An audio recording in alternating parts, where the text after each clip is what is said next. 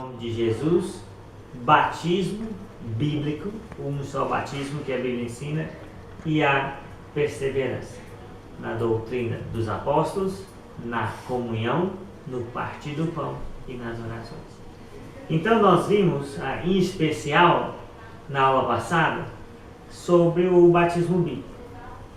Então nós vimos que o batismo, para ser bíblico e válido, ele precisa de três coisas essenciais, né? Precisamos ser a pessoa certa, alguém com idade e capacidade mental suficiente para crer e se arrepender dos pecados. Precisamos ter o propósito certo, que é a intenção de, ao ser mergulhado por outrem sob a água, recebermos a lavagem dos pecados, a purificação espiritual, a remissão dos pecados e ali naquele ato nascer de novo, tendo o Espírito Santo agora na presença interior do nosso coração. Então esse entendimento precisa fazer parte da decisão de alguém batizar. E a forma correta, né? Porque a forma correta do batismo, que é a imersão, que é o significado da palavra baptismos no grego, imersão, mergulho, a lavagem completa do corpo, tem o seu fundamento, essa forma, na morte, no sepultamento e na ressurreição de Jesus, que tem tudo a ver com o novo nascimento, né? Com o arrependimento e com o perdão dos pecados, né? Bem, então não é um símbolo do que acontece antes, é o momento da salvação, o dia que alguém batiza, sendo a pessoa certa, tendo o propósito certo e fazendo da forma correta. Amém? Então, agora existem algumas doutrinas falsas sobre o batismo, que nós vimos na aula passada brevemente, né? Então alguns consideram o batismo simplesmente um ritual, mecânico, né? Que não acompanha, né, a ação divina no ato. Então, tendo essa visão do batismo, uma visão muito pobre, por sinal, do batismo, em vista de todas as passagens mostrarem o batismo como algo singular na vida cristã, então as pessoas dizem que o batismo não é necessário para que a pessoa tenha a salvação, né? Então, se o batismo não é necessário para que a pessoa tenha a salvação, então obviamente a pessoa teria que inventar outros propósitos para o batismo, né? E aí se inventa outros propósitos para o batismo. Um deles pode ser que a pessoa, para participar nos cultos, para tomar a ceia, para cantar no coral, para ser oficializado membro daquela denominação, ou, como dizem outros, é um símbolo da salvação, né?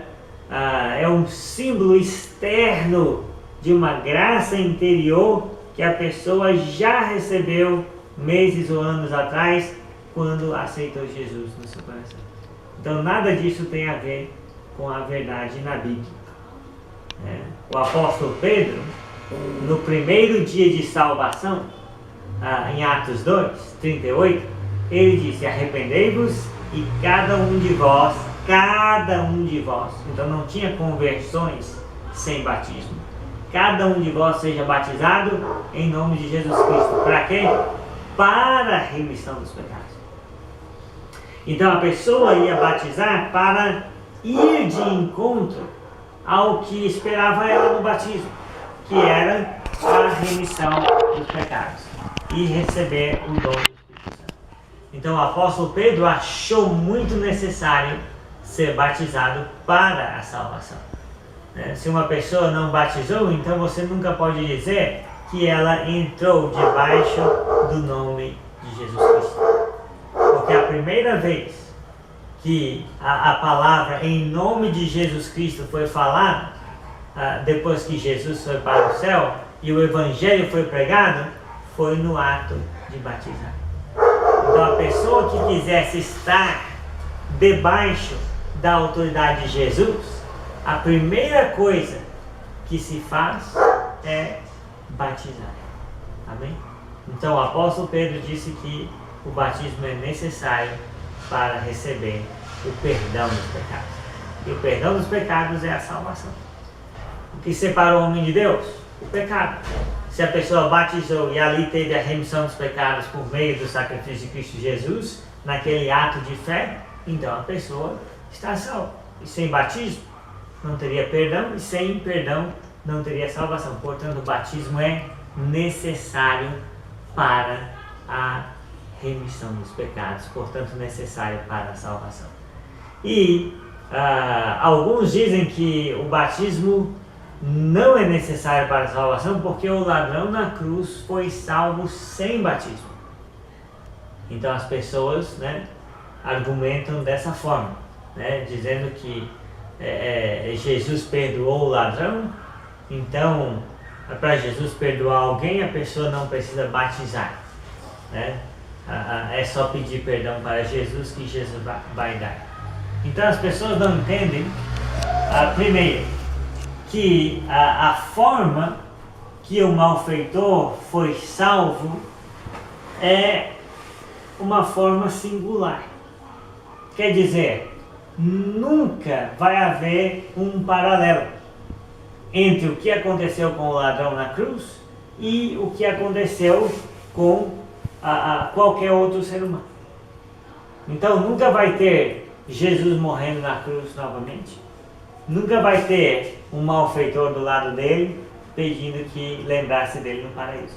Então foi uma única vez em toda a história da humanidade, sem precedentes, sem antecedentes. Então, nunca mais ninguém vai poder realmente ser salvo como o ladrão na cruz foi, porque foi uma única vez em toda a história da humanidade.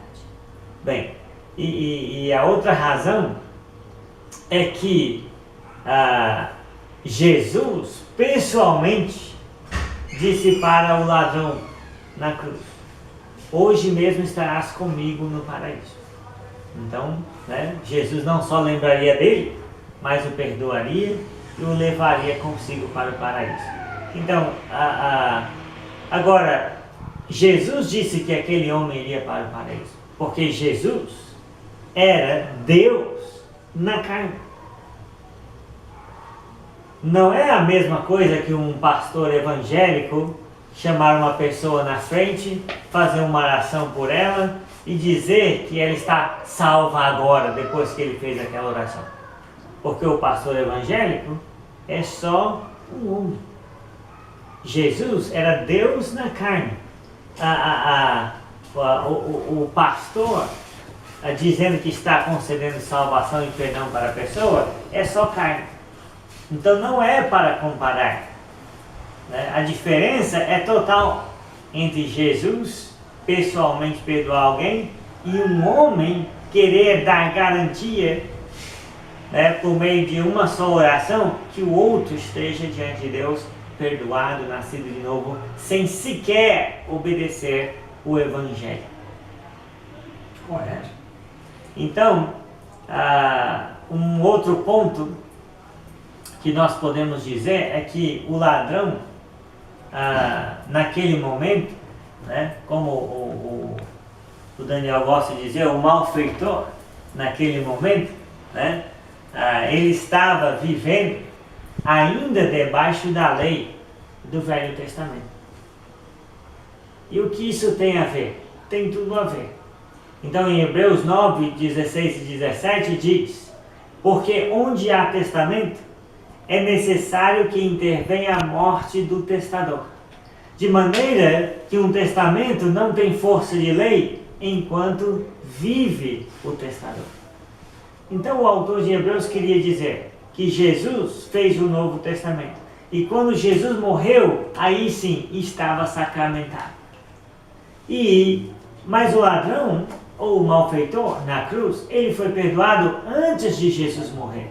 Isso quer dizer, ele foi perdoado antes da morte e ressurreição de Jesus, antes do Novo Testamento ou da Nova Aliança ter entrado em vigor. Ele estava debaixo da lei. Exatamente. Então isso significa o quê? Que o batismo, que é um mandamento exclusivo da Nova Aliança, é um mandamento exclusivo dado claramente só depois que Jesus ressuscitou dos mortos e mandou os seus discípulos batizarem pelo mundo afora, não estava em questão no caso do ladrão na cruz. É porque antes ninguém batizava, né? Porque antes, né, ou seja, a lei de Moisés nada rezou sobre o batismo para perdão dos pecados, que é mandamento exclusivo para a nova aliança, depois que Jesus teria ido para o céu ser o rei, o mediador e o senhor da sua igreja. Bem, então, agora em Lucas 5:24, quando Jesus curou um paralítico, ele disse, levanta e anda. E as pessoas acharam ruim, porque antes de dizer levanta e anda, Jesus disse, estão perdoados os teus pecados. E aí, então Jesus olha para aquelas pessoas que estão achando incoerente, porque ele sendo um homem não podia perdoar pecados, porque só Deus podia perdoar pecados. Então ele diz, qual é mais fácil dizer? Estão perdoados os teus pecados, ou levanta, toma o teu leito e vai para a tua casa. Isto eu estou fazendo, disse Jesus, para que vocês saibam que o Filho do Homem tem sobre a terra a autoridade para perdoar pecados. Então disse ao paralítico, né? Levanta e anda e vai para a tua casa. Então se Jesus disse que o paralítico ia andar e ele andou, quando Jesus disse que o pecado dele estava perdoado, porque ele estava. Isto por quê? Porque não foi só o malfeitor na cruz que foi perdoado pessoalmente por Jesus durante o seu ministério público aqui na terra. Outras pessoas, muito mais pessoas, foram perdoadas pessoalmente por Jesus, enquanto Jesus estava cumprindo a sua encarnação como verbo divino aqui na terra.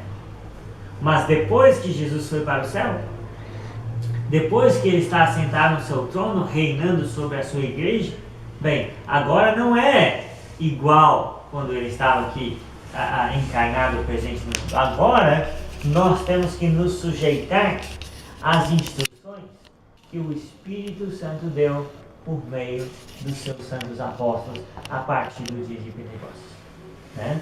E a instrução que o Espírito Santo deu inclui a crença, o arrependimento, a confissão, o batismo para a remissão dos pecados e receber o dom do Espírito e a perseverança até o fim, até a morte.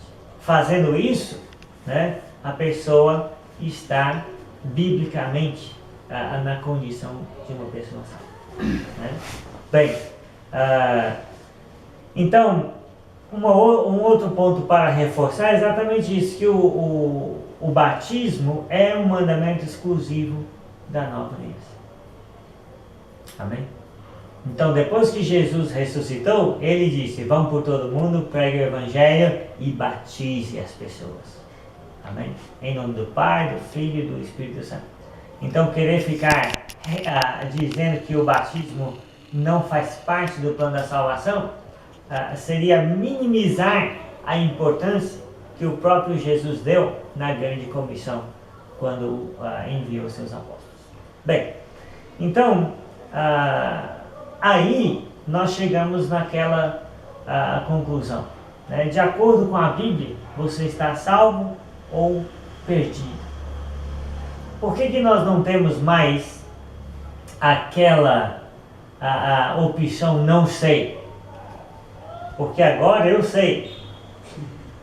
Eu sei como uma pessoa pode receber o perdão dos pecados na Bíblia, de acordo com a palavra. Então, eu preciso identificar se eu criei em Jesus, se eu me arrependi dos pecados, ou se eu me arrependo, se eu confesso o nome dele, e se o meu batismo foi 100% bíblico. E se eu depois do batismo, obviamente, estou perseverando na doutrina dos apóstolos, na comunhão, no partir do pão e nas orações. Porque se faltar um desses passos, né, e certamente pelo menos o último, sabe, temos certeza que esteja faltando talvez. Mas se o batismo, né, não for 100% aquilo que a Bíblia diz, então obviamente a salvação não pode ser, digamos, acertada, né? A pessoa não pode ter certeza da sua salvação eterna se há um defeito, seja na sua crença, no seu modo de crer, seja no seu arrependimento, no seu modo de ter arrependido, né? Seja na sua confissão, né? Seja no batismo ou na perseverança. Então, né, enquanto, né, a nossa amiga não vem, então eu queria ler com vocês algumas passagens que vão nos dar mais, digamos, condição de identificar a importância do batismo no plano da salvação, dentre tantas que nós já lemos. Mas vamos começar com Gálatas, capítulo 3, versículo 26 e 27. Gálatas 3, versículo 26 e 27.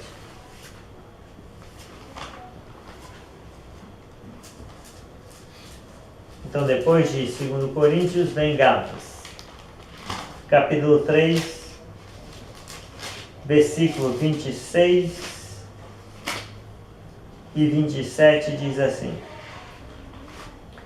Pois todos vós sois filhos de Deus, mediante a fé em Cristo Jesus.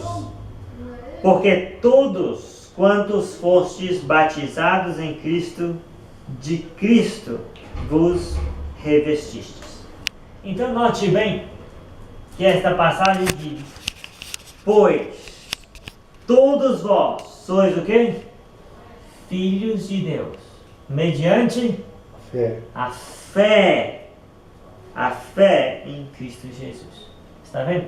Então a salvação é pela graça de Deus, mediante a fé em Cristo Jesus. Quando você é salvo, você se torna filho de Deus. Mas isso é mediante a fé em Cristo Jesus. Mas a fé em Cristo inclui arrependimento, inclui confissão e inclui certamente o quê? O batismo. Porque o texto diz: pois todos vós sois filhos de Deus mediante a fé em Cristo Jesus. Por quê? Porque todos quantos fostes batizados em Cristo, de Cristo vos revestistes. Está vendo? Então Cristo é filho de Deus. Então a única maneira de eu me tornar filho de Deus é eu me vestindo de Jesus. É eu colocando na minha vida a veste limpa de Jesus. E como é que isso acontece? Ou quando é que isso acontece? Batismo. Exatamente. Eu e de novo aí. Está vendo? Então não é antes do batismo. E não é tanto faz antes ou depois. E não é independe do batismo. É no batismo. Quando nós batizamos em Cristo, nós temos que ter a consciência de que nos tornamos filhos de Deus mediante a fé. É naquele dia, é naquela hora e com aquele propósito. Amém? Então, quando eu vou para ser batizado, eu tenho um propósito de me tornar filho de Deus. De mostrar a minha fé em Cristo Jesus nesse ato de ser sepultado e ressuscitado com Cristo através do batismo nas águas. E aí eu me revisto de Cristo. Amém? Amém. Então, ninguém pode ser filho de Deus sem se revestir de Cristo primeiro. E você se reveste de Cristo quando? No batismo. Amém? Amém. Alguma pergunta sobre essa passagem aqui? Está claro? Ok, ótimo. Então, vamos para Colossenses, capítulo 2. Colossenses, capítulo 2. E nós vamos ler aqui os versículos 11 a 13. 11 a 13. Então diz assim, Colossenses 2, 11 a 13. Nele, quer dizer, em Cristo, nele também fostes circuncidados, marcados, selecionados, não por intermédio de mãos, como os judeus que cortavam o prepúcio do seu pênis para mostrar que era da raça de Abraão e participante das promessas. Nele também fostes circuncidados, não por intermédio de mãos, mas no despojamento do corpo da carne, que é a circuncisão de Cristo. Então, o despojamento do corpo da carne, tirar fora aquele desejo maligno de pecar. Aquela natureza ruim precisa ser extinta. Precisa parar de ser dominante e começar a ser dominada. E essa é a circuncisão de Cristo. Esta é a marca que você é filho de Cristo. Quando você vence o pecado. Quando você tem amor, alegria, paz, fidelidade, bondade, benignidade, mansidão e o domínio próprio. Essa é a marca. Essa é a demonstração de que você está, de que Cristo operou em você. Amém? E aí, note bem, nele também foste circuncidados, não por intermédio de mãos, mas no despojamento do corpo da carne, que é a circuncisão de Cristo. Como isto aconteceu? Assim, versículo 12. Tendo sido sepultados juntamente com ele, aonde? Batismo. No batismo. No qual, no batismo, igualmente fostes ressuscitados mediante o quê? A fé no poder de Deus que o ressuscitou dentre os mortos. Está vendo? Então, quando é que Jesus operou a sua circuncisão espiritual em nós? Quando é que nós nos arrependemos dos pecados, decidimos largar a vida velha e que a partir dali teríamos Cristo conosco numa nova vida e a carne não iria dominar mais? Quando? Batismo. No batismo. Quando você foi tendo sido sepultados, note bem a frase, juntamente com ele. Com ele quem? Jesus. Com Cristo. Está vendo que o batismo é o momento exato em que você se junta a Cristo Jesus. Tendo sido sepultados juntamente com ele, porque ele morreu e foi sepultado, você também se arrependeu e foi mergulhado, e aí Deus, de acordo com o seu plano, com o Evangelho, uniu você e Cristo. Em que ato? Do batismo. Tendo sido sepultados juntamente com ele na morte pelo batismo. Amém?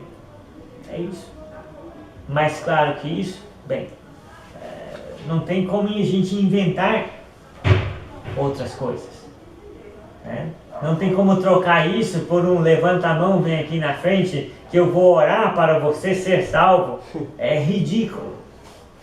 Sim, me perdoe a franqueza.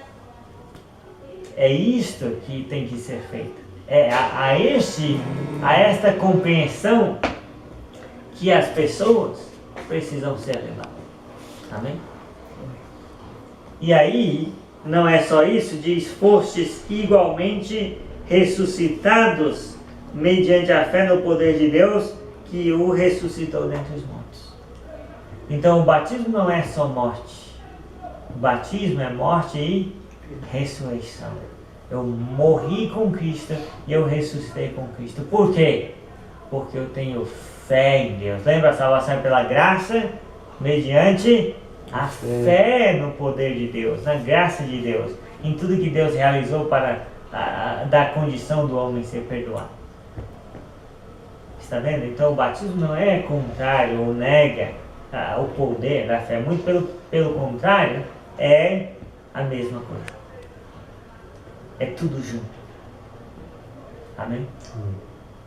Então essa passagem fala de circuncisão espiritual, fala de uma nova vida, fala da morte, da ressurreição, de estar junto com Cristo, tudo mediante o batismo, que é um ato de fé no poder de Deus que ressuscitou Cristo dentre os mortos. Amém? Amém. E o versículo 14, ou melhor, o versículo 13, diz assim: e a vós outros, que estáveis mortos pelas vossas transgressões e pela incircuncisão da vossa carne, vos deu o quê? Vida, como? Juntamente com ele. Está vendo? Então antes do batismo a pessoa estava o quê? Morta nos seus delitos e pecados, em transgressões, mas quando a pessoa foi batizada, Deus deu o que para ela? Vida eterna, porque as pessoas se uniram a Jesus no batismo. E no batismo aconteceu o perdão dos pecados. Diz assim o versículo 13, finalzinho: perdoando todos. Quantos?